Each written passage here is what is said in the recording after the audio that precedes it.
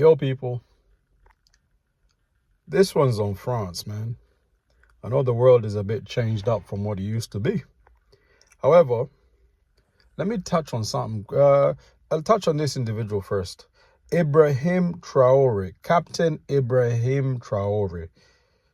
I only say he needs nothing but protection, and let him achieve what he's trying to achieve for Burkina Faso and the continent of Africa in itself.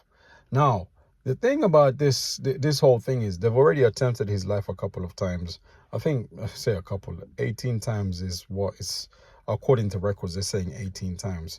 But the thing is this, yeah, if it wasn't for Africa, where would France be? Jacques Chirac already said, if it's not for the control they have in Africa, France will be a third world country.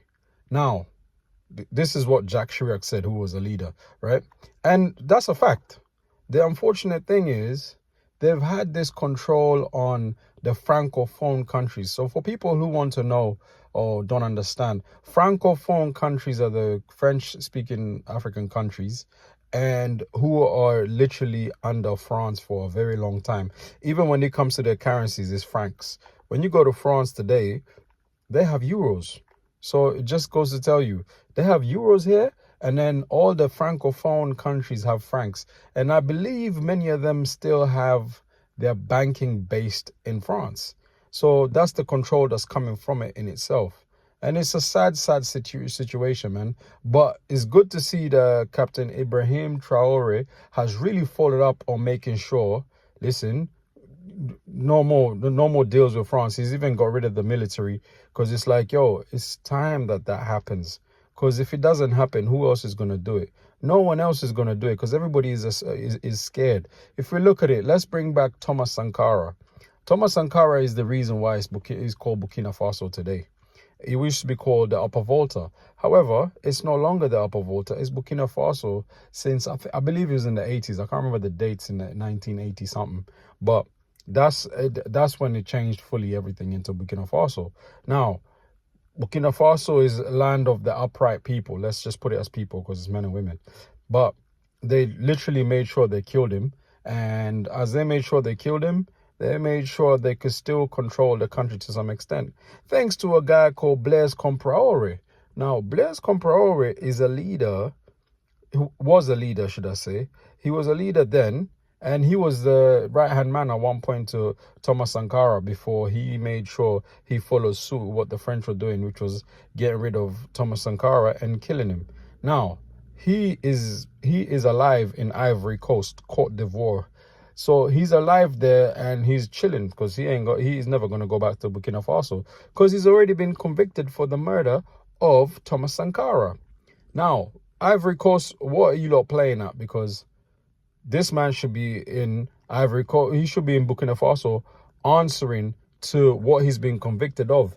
Because for many years, he held on to the country after the murder of Thomas Sankara, protecting the French. And whatever France wanted to do, they would do it. Now, I just learned, this is one thing about Burkina Faso. It has gold.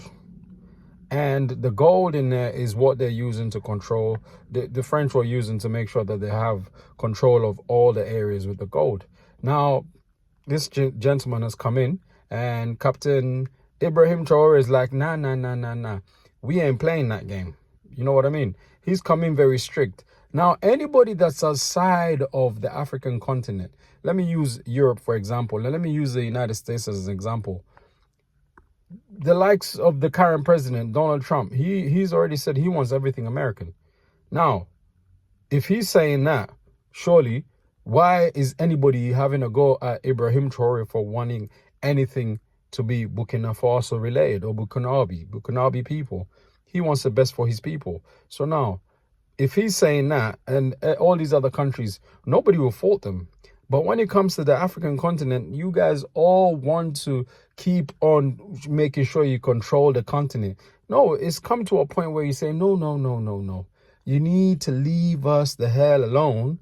Let us do what we're doing for our people, our children, our future, what is on hold for our future. Because a lot of these things that are taking place, it's like, why are we taking this and why are we taking that? No. Let's change the perspectives of it and let's make something for us as Africans. This is the main thing. Now, I say Africans, but it really should be Al Kebulan.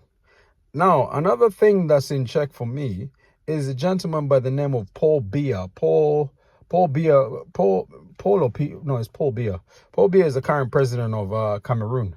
Now, Cameroon is another interesting place because Cameroon has 2 Independence Days. They don't really celebrate them. They have one Independence Day from the British and the other Independence from the French. And everything that they tend to do, especially when it comes to football, soccer, for those of you that call really making sure they soccer, but football related, everything is normally in French. And it gets to a point you say, wait. French is not the only way out of this country. It has another 200 plus languages that are spoken in the country. What are you doing differently? And the fact that Paul Biya is in his 90s, no new ideas. Museveni, he's in his I think he's hitting 80s. No new ideas. I've spoken about him before. But Paul Biya, no new ideas. You're 90 years old. What new ideas are you bringing? He came in before mobile phones were even a thing in a house. And then you've come in and you're still controlling the place. No, you need to get rid of him. They need to get rid of him. And also, for those of you, the animal lovers, hunting can be legal in Cameroon. It's not illegal. As long as the tourists pay the right price, they can go hunting. And it's like, what exactly are you doing for the country? Nothing. French is the most recognized language in the region, but also there's some parts that speak English. But 2 Independence Days in one country that is not celebrated or seen, and there's nobody will ever be like, oh yeah, it's the independence of this. They don't really celebrate either, man, because it's like, what are they doing? Because they've got the Anglophone and the Francophone. So the Anglophone now stands for the English-speaking African countries now. And like I say, it becomes a bit ridiculous when you're the continent has been divided into main languages, which none of them is from the continent, which is English, French. Then there's Portuguese, and there's one place that speaks Spanish, and that's it. It's like, why is it? Because you would never ever get away with. There's the Dutch in South Africa. Still, I don't understand why they call it's Dutch that's being spoken, but they want to call it Afrikaner or Afrikaans. No, it's Dutch. Let's just get it right. It's Dutch. It's a dialect of Dutch. It's Dutch related. Why are we still standing on those things? And then you even go to a point that the Dutch are even making sure that they, after the colonization and all this, after the slavery, then the colonization, and then now the control, and they're making sure, it's this way, that way. But however, you come to Europe, you would never, ever get away with trying to say, the Igbo is what this place is named after. No. Like, Igbo or Yoruba or Swahili or what's the other, Luganda. No, those languages never will be recognized in the European space or the American space. I mean, it's even worse that they used a black man in the United States to say how, to counter against Captain Ibrahim Traore. Like, what are you doing, bro? Because you know what? If you look at the history tells you we are never the favorites of Europeans, period. No matter where you go. We are never in favor for European favors or any of those things. Even the fact that this guy's come out to say, this gentleman is da. Bro, you're in the army. I understand you're saving your backside, but at the same time, bro, just leave Africans to do African things. And when I say Africans do African things, because the name Africa comes from the Greek and Italian part, because it's really supposed to be Al Kebulan. That's where the real nature is, And I'm saying this because you've also got the president of Kenya. When I just looked at him briefly and I was like, bro, so you really went to see this Pope being buried in the Vatican? Brother, what's going on in Kenya that you're not focusing on? Because the money that you used to go to see the Pope being buried should have gone to some people who need things doing in the country itself. I don't know why we are suckers when it comes to European ideologies and European issues when they really come into Africa and just dictate everything else. And we're just happy to say, yeah, go ahead and do it. No, no, no, no. It's got to a point where we're saying enough is enough. We need to do for us as we're doing for us. Haiti, I'm really sorry that this gentleman sent the army there.